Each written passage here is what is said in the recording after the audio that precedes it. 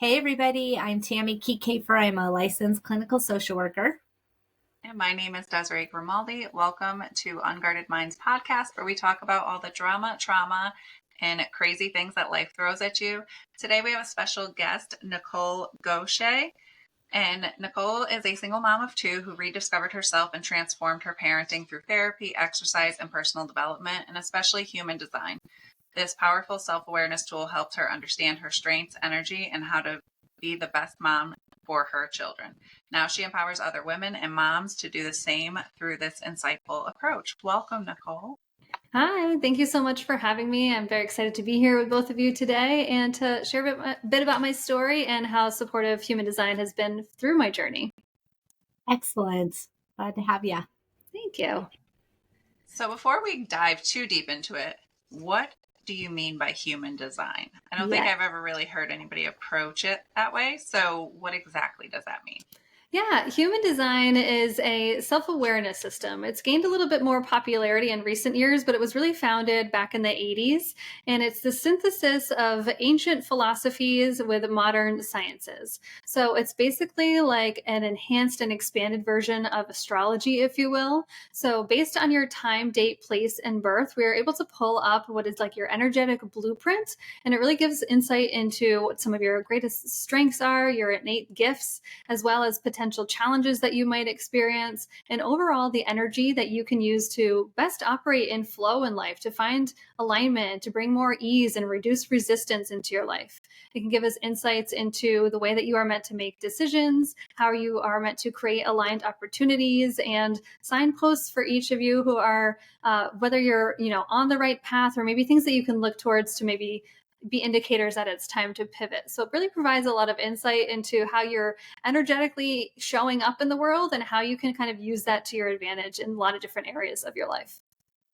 Awesome. So it sounds like astrology, but also numerology. I follow some numerology people on Yeah, I mean, TikTok. there's similar themes there where there's like life path ideas and whatever, but it doesn't actually bring in numerology. It's astrology, the chakra system, the Kabbalah tree of life, the Chinese I Ching, and then a little bit of quantum physics as well. So basically, based on the time of in place of your birth, where the planets were at that moment, as well as about 88 days before that moment, imprints on you this kind of energy, matter, information, if you will, that helps to kind of determine what your blueprint and what your energy is going to be like. And then we can kind of, I help interpret and translate the charts, if you will, to go from there. And what's the significance of 88 days? That's interesting. Yeah, I don't know exactly why, but they say that that's when your like unconscious or your subconscious side was formed. And then at your time of birth, it's like your conscious side. So it's your design, your unconscious, your body side, and then your mind and your personality and your conscious side. And that those two sides come together to form the totality of who you are. Yeah, I think that stuff is fascinating. I've always thought you're born into this world with your own little personality. It's the nature nurture kind of thing. And then, how you're raised and your experiences and everything just kind of works together with that. But I think about like having two kids and from the same father, and they're so different. And it's like, oh, I know where you guys came from, but like, where did you come from? Yeah. And this really plays into the nature nurture kind of thing. And so when we look at a human design blueprint, it almost provides like the map of what the, nature could have been. And then the nurture is kind of what influences what the nature was. So it's definitely fun to look at it in that way. And I definitely know what you mean in relation to kids being very different, and human design really provides a lot of insight into that, because anybody who has more than one kid can say that, oh, I thought I was doing one thing with the first kid this way and it totally didn't work for the second kid, and I had to try a totally different approach. And so human design actually provides a lot of insight into why that may be and what kids need differently from each other as well. Oh, interesting. Yeah. I also have a background in psychology. I actually have a degree in psychology and was intending to potentially be a creative arts therapist. And then that kind of morphed into potentially acupuncture and naturopathic medicine. But kids came along in the midst of that career path and put things on hold. But human design allows me to kind of draw on all of that knowledge, that base that I had, and also tap into the way that I've loved to understand how people work, why we do the things that we do. And so it's just a different way of looking at it. So it's almost like a personality test without actually having to take a test, which is really interesting to me. So how deep can it go? Like, is it kind of a general, like, enneagram test thing like that, or is it a lot?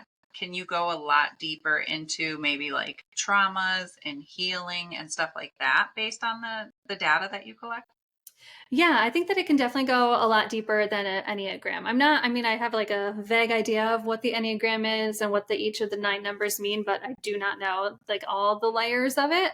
But human design can apply to so many different areas of life, where it can just help you to kind of create a aligned lifestyle that's going to be supportive for you when it comes to like your daily routines and your habits. It can also go deeper and show you where you're more susceptible to being influenced by the people around you, where the people and the environments that you're in can have a deeper impact on you. We call that conditioning in human design. So that ties into the centers, which are based on the chakra system. There are 9 different centers in the chart, and each of them relate to different parts of ourselves. So some are more relating to our ideas and our mind. Some are related more to our identity. Some are related more to our instincts, to our emotions, to our ability to handle stress. And so depending on the configuration of those in your chart, you're going to be a little bit more susceptible to being influenced by outside sources, whereas other areas of your chart, you might have a stronger foundation. It's a stronger energy of your own that you're putting out into the world and can not be so easily wobbled, so to speak. So it can definitely kind of show you where you might have been more susceptible to being, if you want to even say like picking up a trauma or just really being, impacted by other people's expectations of you or the pressures put on you. And it kind of took you away from who you were meant to be. And human design shows you how that could have happened and almost gives you a permission and a blueprint to get back on track to reconnecting with yourself too. And how does you said the Chinese I Ching? Yeah. How does that play into it? Yeah, so this is a bit of a deeper layer where the I Ching is based off of 64 hexagrams.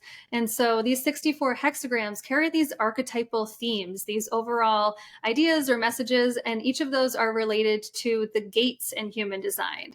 And so the gates are these planetary activations that can either turn things on or leave things turned off in your chart, depending on where the planets were in the sky. So this is tying together the astrology and then this philosophy of the Chinese I Ching. So say if the sun was in a specific area in the sky that activated one of these gates, the themes and the archetypes of that gate are going to be activated within you. That's going to be a more prominent energy that you have. It's going to kind of be the strengths that you can play into, and it will give us insight into some of like the shadow sides of that gate as well. And it can be helpful to know both of those dynamics because you can know what the higher expression is to aim for or to strive for, what's possible for you. But it can also help to give you some grace when you can recognize that you're in the shadow expression of it, or it's just a challenging thing that innately is a part of you as well. And it's not something to feel wrong about or beat yourself up about. It's just something that you know that is part of your energy and you can work with it through there too.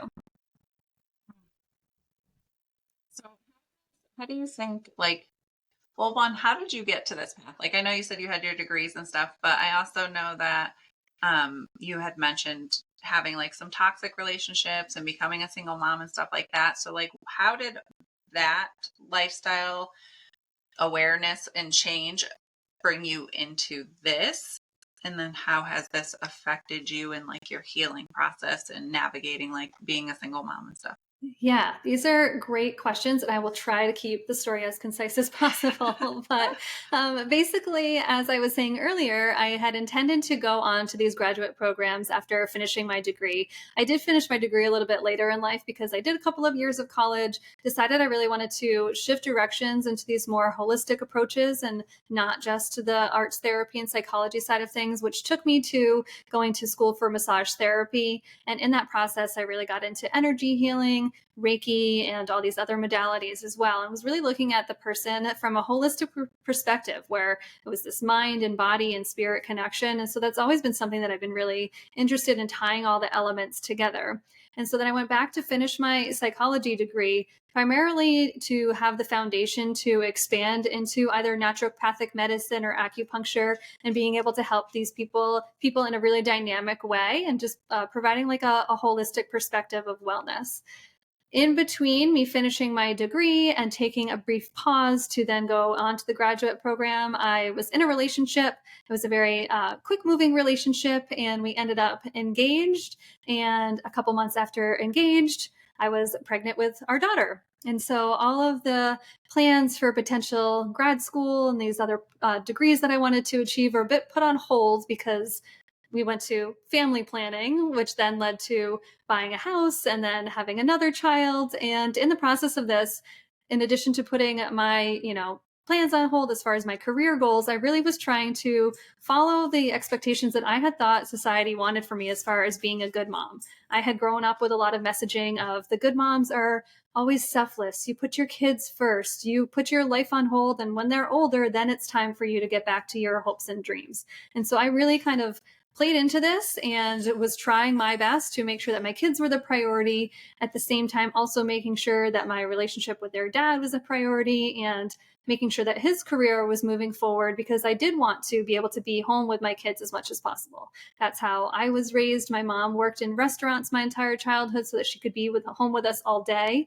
And then when my dad would get home at night, she would go to work. And I kind of fell into that same pattern as well. And it was great. I loved being home with my kids. I was really glad that we could kind of, work that out so that it worked to serve them and serve our schedules.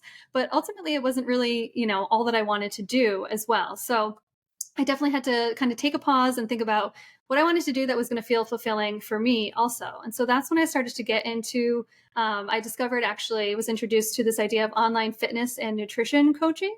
And so I, found that was going to be a way for me to help kind of reconnect to myself as well. I kind of got more into, finally, once the kids are a little bit older and you're not just in survival mode and you come up for air and you're like, okay, I need to kind of start feeling good myself here too. What can I do? And so I started playing into, exercise and nutrition, and really focusing on what made me feel good as well. I was introduced to this idea of fitness and nutrition coaching for other people. And so I joined a network marketing company, which was enabling me to help support women in that way.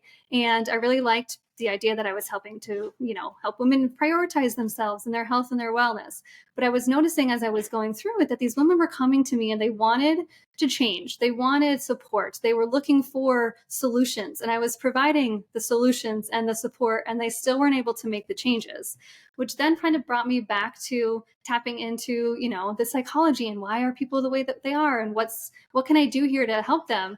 And throughout this path, I was also getting my own support, and I had hired a coach who introduced me to this idea of human design. And so when she was describing the deeper layers of it, how it can help you to create a lifestyle that's actually in alignment with your unique energy and what's the way that you're designed to operate, I started putting these layers together of, okay, how can I combine this with the women who are wanting these changes, but this plan isn't working for them? Maybe it's because it's not suited correctly for them. And so I started to kind of integrate that a little bit into what I was doing with the fitness and nutrition coaching. And ultimately, as I started to dive more into discovering human design and the way that it can be so impactful on so many different levels, whether it comes to our day-to-day routines or creating aligned career goals or integrating it into our family and parenting our children in alignment with their design, there was just so many ways that I wanted to be able to apply this beyond fitness and nutrition coaching. So I kind of put that to the side, and I really started focusing more on the other elements that I could do with this as well. And so it's been really my focus for the last couple of years now to use this as the foundation of the support that I provide, and be able to, support women in various areas of their life through this powerful self-awareness system. That's amazing. It sounds so complex, but then it sounds like it just fits like gears to a clock, Mm-hmm. And so many different aspects to it that you've got to learn this part and this part. But once it all starts working together, it just makes so much sense. Yeah, yeah, absolutely. And as I started to kind of look into the system just for my own self awareness, it really gave me so much more confidence to connect back to things that I knew were my strengths. But when I was focusing on raising my kids in the midst of them being young and, kind of lost touch with who I was and my identity outside of motherhood, it was almost like the path home to myself, where it really gave me permission to dive back into the things that were interesting for me and to live in a way that felt good for me, even if it was maybe not the way that society kind of sets us up to be. And so it was almost just this, revelation and reconnection to who I am meant to be and how I'm meant to share things with the world. And so it just kind of was that boost that I needed to put myself first again, too. And I Awesome. ask Tami this all the time because of her expertise and stuff. But when you started to get into this, and without digging too deep into the situation, but is that where the shift came in, like your relationship with your partner, when you can kind of, I asked Tami if she psychoanalyzes people, but like when you have that clarity and that knowledge, is that kind of when you've seen things differently with your partner? Like, this might not be what's best or needed or wanted or. Yeah, I think that those revelations came a little bit prior to me understanding and learning about human design. But I think that once the human design came on board, it's also called the science of differentiation. So, as much as it helps you to understand things about yourself, it also helps you to like understand how we are all different, the fact that we do things differently and we experience life differently. And so, it kind of just gives you a little bit more compassion and empathy and understanding of just like, okay, that person does things this way and that doesn't make them good or bad or right or wrong. They're just different. And I happen to do things this way, and same, I'm not bad or wrong for doing it that way. And so in relationships where you're trying to make it work and you can kind of see how you're able to work together and nurture each other's strengths and work through each other's challenges, it can be super supportive and in that path. But it can also, on the other side, kind of just allow for more compassionate understanding of just like, well, we're just different people and that's just okay. I think it does. I've dabbled into the Enneagram a little bit, and I think that's really fascinating. And then the astrology charts and things, and I've always done mine. And I think that just as what you just said, if you can try to understand where someone else is coming from, given the things that the modalities that you're talking about, all of a sudden it's like their behavior isn't personal. I mean, I've always said, if you look at a situation and you've done something that you need to apologize for or take ownership of, like you have to do that. But if you look at a situation and you think, I would have done the same thing given the same situation over again, let me understand where this person is coming from. Oh, they've got all these aspects to their personality and they've got, whatever upbringings and stuff. Like all of a sudden it's not personal. And you go, thank you for showing me who you are. And now I get to decide if that's going to work for me in my life at this point or not. Mhm. But it does, it can help with forgiveness and just not holding grudges and all that negative energy that you can just Well, I keep think it. a lot of that you have to have the confidence to do that too. Because if you're not confident and you Yeah. haven't done that work and that healing, then you could be that person who's always just apologizing. Like you don't even take the moment to sit there and analyze the situation and you're just constantly gonna apologize. So I think confidence is huge, which I'm sure both techniques that both of you teach contributes to that. Um, to be able to go, that's you. That's a you problem. That's not, I'm not apologizing for that. But Yeah, yeah, I think that's so true. I think that our human design charts can show us literally where we are different. And so it helps us to understand, like, oh, it makes sense that you do it this way because you have this part. I have this part in this different way. So it makes sense that I do it differently this way. And so then it plays into that confidence piece where, going back to the idea of like, I might do it differently than you, but I'm confident in the way that I do it because that's how I was designed and that's acceptable and okay for me. And so I can kind of stand strong in that and not be taken off track by you telling me that it's wrong because you do it a different way. and I like how it doesn't just, it differs from astrology, even though you use some of it, because I feel like when you read your horoscope or whatever, I'm like, okay, so everybody who was born in October and who's a Libra is exactly this way. But, you bring in it's also your parents, and it's also the way you were raised, and it's also, because that's where astrology kind of lost me. It's usually spot on, but that's where it lost, because I'm like, there's not a million other people that are exactly like me. Yeah. Exactly. I Yeah. promise you. But Yeah, astrology is a part of it because it does, impact where these planets were that are then creating your design. But I think that mhm. the differentiation there that I find most valuable is that astrology is neat and it's fun and it can be super informative, and there are a lot of areas of life that you can explore through it as well. But I think that human design provides a little bit more of like tools and tactics and ways that you can actually apply this to your life and start experimenting in your day-to-day life, whether that comes to how you're meant to make decisions or the way that you can nurture your body or process through your emotions. And there's a lot of different layers to it. In astrology, a lot of people, unless you're really going to go into the depths of it and hire an astrologer or go through learning all about it, a lot of people just kind of find it like oh, that's a fun fact about myself. I'm a Pisces sun and a Aries rising, and cool. Now what? And yeah, human design isn't intended to be just another label to have or another box to put yourself in. It's really meant to be this way to kind of lean into the embodiment piece of it and start to live your life in accordance to what all these aspects of your chart mean and how it all comes together to make you who you are. So how long does it take you to put together somebody's human design chart? The actual generating of the chart is pretty instantaneous thanks to a lot of fancy softwares that we use. So Okay. I can send over the link to my software that I use. And I actually have kind of customized mine so that it adds a little bit of a description of the summary of some of these parts too.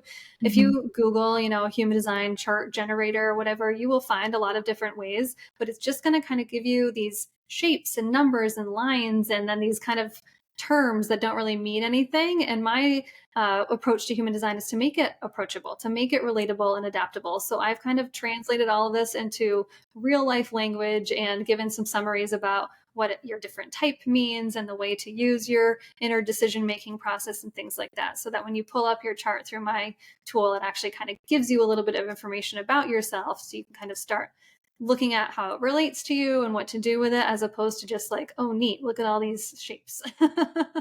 It can be, it's like a foreign language. I It remember really looking is. at my chart and I'm like, I closed the book. I was like, I don't know. There's like lines and little symbols and symbols over here and symbols over there. And I'm like, I don't even know. Like, this is going to take me too long to figure out. Yeah, I honestly had the same reaction. So I don't blame you. The first time that like this life coach that I had hired showed me my design, I was like, I don't know what any of this means. I don't even know why I want to know what any of this means. So I'm not even going to look at it.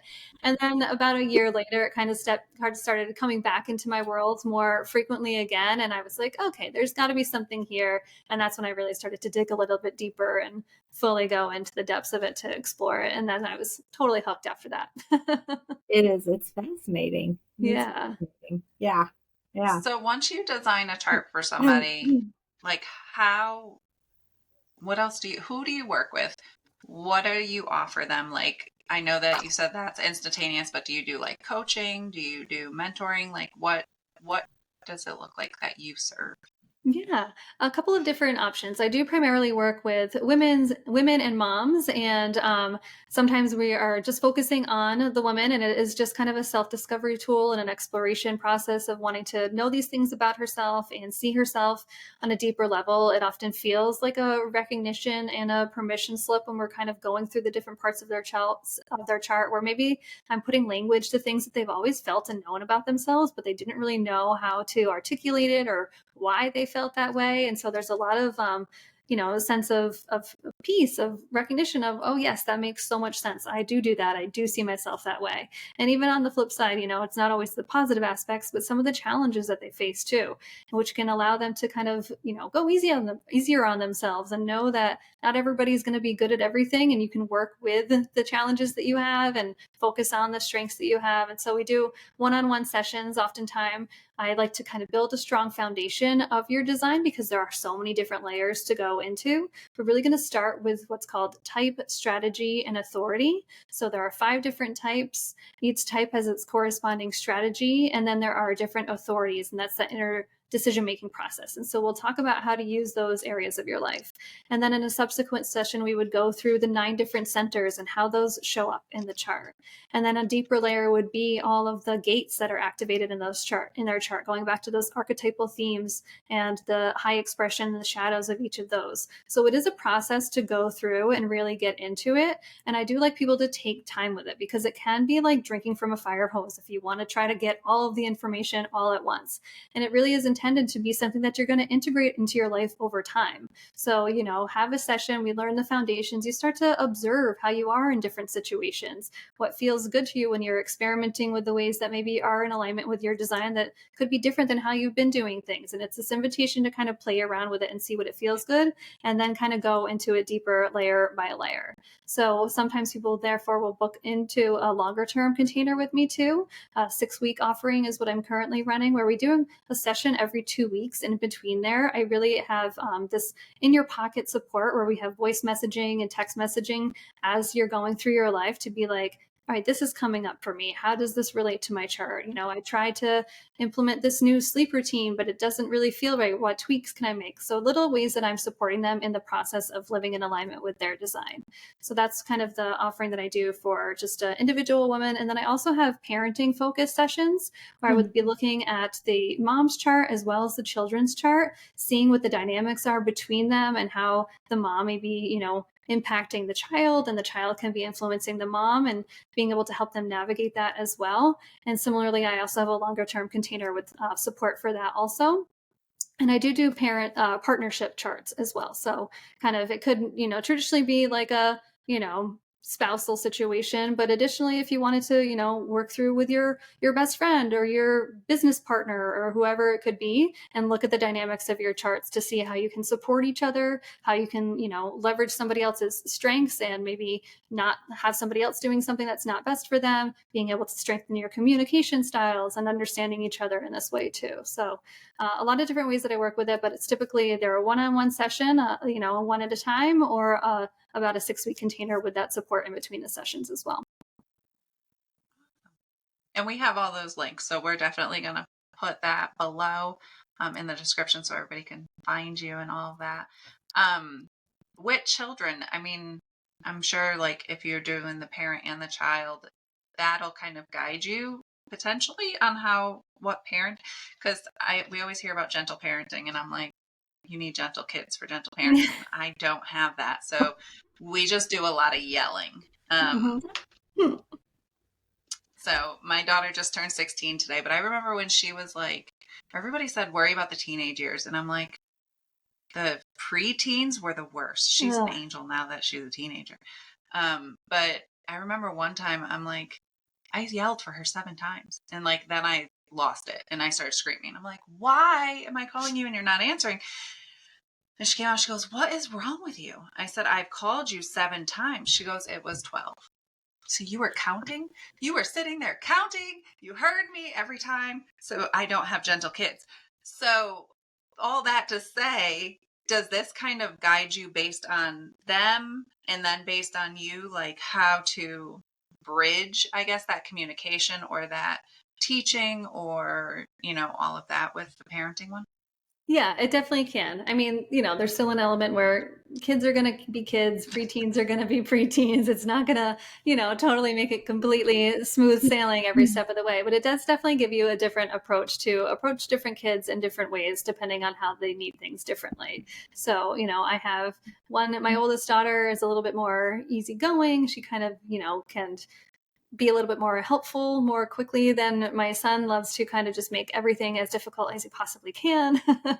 And so, there's an element of that is part of their design too. Like she just does have a lot of aspects of her chart that make her more susceptible to kind of just going with the flow. And sometimes there's actually not necessarily a good thing, because I've realized that, if we touch on one of the centers, say she has her emotional solar plexus, the center that's emotional awareness, that's a center that's open. And so she's really good at picking up on how other people are feeling. And so sometimes people with this center open are going to be more likely to want to avoid conflict, to just kind of do what other people are saying because they don't want to upset somebody, and then they would be feeling the upset feelings of that person. So while it might be easier for kids with this design to just want to not ruffle any feathers and not get anybody emotionally heightened, you want to make sure that they're also not turning into like extreme people pleasers as well.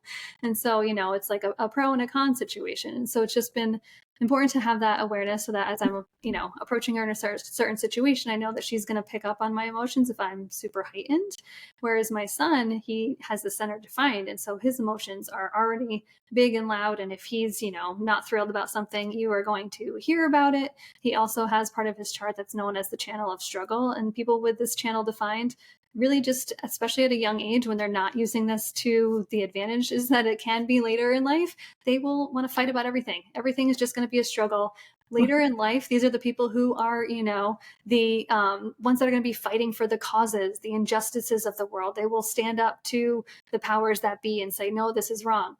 As a kid, doing that to their parents, that's not so fun. But having the awareness of that's just part of his design lets me have a little bit more compassion and patience for him and realize like it's not me, it's not like bad parenting, there's nothing that I'm doing wrong because he just is one that's stubborn and want to fight all the time. This is just energy that later in life hopefully will serve him really well, and right now getting him to put socks and shoes on and get out the door on time is just really not fun. And so while some of it, there's tools and ways that we can work with the charts and parent them accordingly, a lot of it is just this like, oof, okay, like this is just how they are, and this doesn't have any reflection on me, and just knowing that can actually provide a lot of relief as well. And it sounds like teaching coping mechanisms to them based on, what they're internally dealing with, and giving them appropriate channels and coping mechanisms that are actually going to work. Yeah. And even like consequence management, I definitely don't come from that parenting cloth of don't ever tell your kids no. Mm-hmm. I don't totally understand that. But yeah, I think that you've got to work with what they have, with where they are. And then, yeah. Yeah, absolutely. Is like bumpers. Like sometimes you're like it when you're bowling, or guardrails, like sometimes you pull it in and you're giving them more guidance, and sometimes you pull it out to the sides and give them freedom. And it's like this fluid adjustment with whatever it is that's going on in their lives. But I think it would be fascinating to know. I think more parents need help with guiding their children these days more than ever.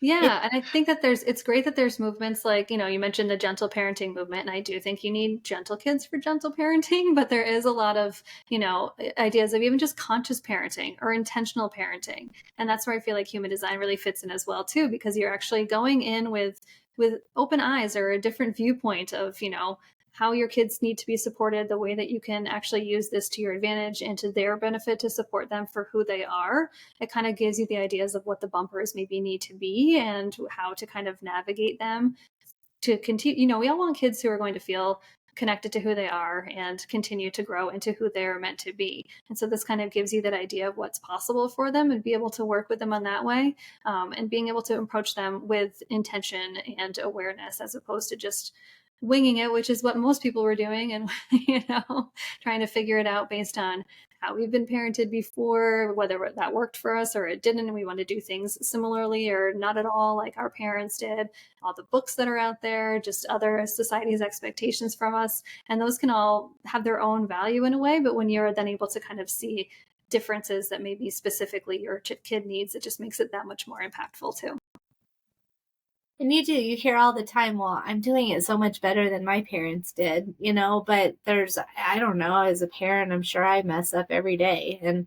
And so just to be able to have that grace with yourself, but keep it as a learning opportunity, and just having that intention of I'm open to learning more. There's always more to learn. And I think that the human design, which you're talking about, kind of brings in so many other aspects that are so powerful.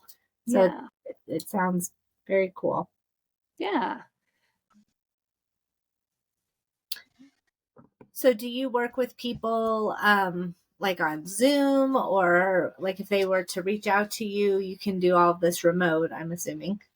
Yeah, I do prefer to have remote sessions because I really like the ability to record it and then send the recording because, like I was saying earlier, there's a lot of information. And so as we're there in session, I like things to be conversational. I don't like to kind of just be like talking at people. So I want to make sure that they're, resonating with what I'm describing to them, but then to be able to go back and listen to it again, I feel like you can pick up on different things that maybe you missed the first time, or if you just kind of want to hear about it again to really let it sink in further. So I really do prefer to do it over Zoom so that then we can have that replay available for them. I also do offer some classes occasionally on different topics as well. So that's something that I also will host over Zoom. And I am branching out, looking into doing kind of in-person workshop for anybody who happens to be in the Syracuse, New York area. We can hopefully connect, on Instagram or on my email list. I'll keep you posted on stuff that hopefully will be starting to happen in person. But for the most part, I've been doing things online. And I think that's a really great way to do it because you do have that ability to come back to it again and again as you're continuing to integrate and, embody it. And it's not just like a one and done kind of info session. And because it gets complex. So I love that idea of something to record and go back and listen to. Mm-hmm. Very nice. Well, again, we're going to link everything below, all the ways people could reach you and your resources that you have. And we just want to thank you for being a guest and enlightening us on human design, because I had no idea before today. I know I wasn't sure where this was going to go, but this is all part of it. So this is very fascinating. Yeah. Yeah, I do appreciate you having me and being open to hearing about something that is not so commonly talked about. I think that it is gaining a little bit more traction online, which is fun to see. I think a lot of what you might see online, if people have heard about it before, I feel like I'm seeing a lot geared towards, business and, entrepreneurship or working with your teams and all this kind of corporate talk, which is a super valid use of this information as well. But I'm really enjoying bringing it to moms and even families because we are our own little, dynamics within the household as well. But even just the self-awareness factor is so impactful and empowering for all the areas of your life. So starting with that as the foundation to move it forward into however is going to feel more useful for you is really helpful also. And who can't use some support, some validation, some direction, some ideas? I mean, yes, being a mom is, especially a first-time mom or moms of littles, and it is. I think, there's who can use a little bit of that. Yeah, especially in a world that's full of so much like external noise, it really is a way to kind of reconnect back in and, know who you are deep down. Yeah. Awesome. Excellent. Well, thank you so much. It was great to meet you, and thanks for being on our podcast. Thank you so much for having me. I enjoyed talking with you both. Thanks. You too. Thank you.